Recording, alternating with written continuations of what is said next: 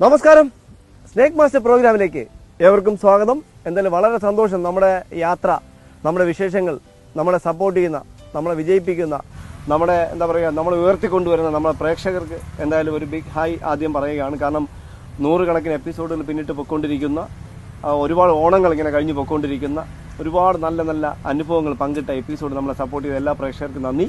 എന്തായാലും വളരെ സന്തോഷം. നമ്മൾ ഇന്നത്തെ ഈ ദിവസം നമ്മൾ ഇരിക്കുന്നത് ഒരു പ്രധാനപ്പെട്ട സ്ഥലത്താണ്, ഒരു പ്രധാനപ്പെട്ട വിശേഷങ്ങൾ പങ്കിടാൻ വേണ്ടിയാണ്. അത് എന്നും ഞാനല്ല, ഇന്ന് പുതിയ 3 വ്യക്തിത്വങ്ങളെ, ലോകമെമ്പാടും അറിയപ്പെടുന്ന 3 മഹത് വ്യക്തിത്വങ്ങളെ നമ്മൾ നിങ്ങളുടെ മുന്നിലേക്ക് പരിചയപ്പെടുത്തുകയാണ്.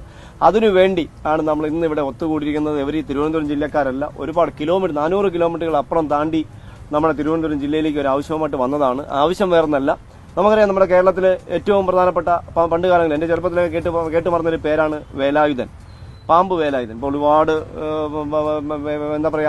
വേദികൾ പങ്കിട്ട ഒരു വ്യക്തിത്വം. അദ്ദേഹം നമ്മുടെ ഭൂമിയിൽ നിന്ന് വിട്ടുപോയി, കുറച്ചു കാലമായി വിട്ടുപോയി. അദ്ദേഹം അവസാനമായിട്ട് കാര്യവട്ട യൂണിവേഴ്സിറ്റിയിലാണ് പ്രോഗ്രാം ചെയ്യുന്നതാണ് എൻ്റെ ഓർമ്മ.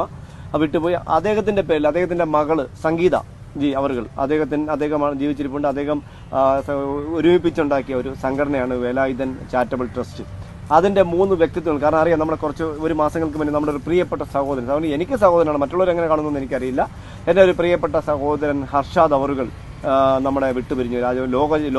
ലോക ചരിത്രത്തിൽ ആദ്യമായി ഒരു സൂല് രാജവൻപാലയുടെ കടിയേറ്റ് മരണപ്പെടുന്നത് നമ്മുടെ തിരുവനന്തപുരം, നമ്മുടെ കേരളം, നമ്മുടെ സ്വന്തം കേരളത്തിൽ, ഗോഡ്സൺ കൺട്രി, അതായത് ദൈവത്തിന്റെ സ്വന്തം നാട്ടിൽ തിരുവനന്തപുരം ജില്ലയിലെ സൂവിലായിരുന്നു മരണപ്പെട്ടു. അദ്ദേഹത്തിനെ ഇപ്പോൾ എല്ലാവരും മറന്നു എന്നുള്ള ഇത്രയേ ഉള്ളൂ പാമ്പ് കൊടുത്തേക്കാണ് വില എന്ന് ഞാൻ എപ്പോഴും പറയാറുണ്ട്. കൂടുതൽ മോഹിക്കരുത്, നമ്മൾ മനയോളം മോഹിക്കരുത്, കുന്നിക്കുരിൻ്റെ അത്രയും മാത്രമേ മോഹിക്കാവൂ എന്ന് ഞാൻ എപ്പോഴും പാമ്പ് സംരക്ഷകർ പറയാനുള്ളത്. കാരണം ഇത്രയേ ഉള്ളൂ, ഒരു 2 ദിവസം വാർത്തകൾ നിൽക്കും. ആ ഉമ്മയും വാപ്പയും കണ്ട് ചെറിയൊരു ധനസഹായം അവരെല്ലാവരും കൂടി സമാഹരിച്ചൊരു ചെറിയ ധനസഹായം ആ ഉമ്മയുടെയും വാപ്പയുടെയും കയ്യിൽ എത്തിക്കാണ് വന്നത്. ഈ 3 പേരാണ് അവര്.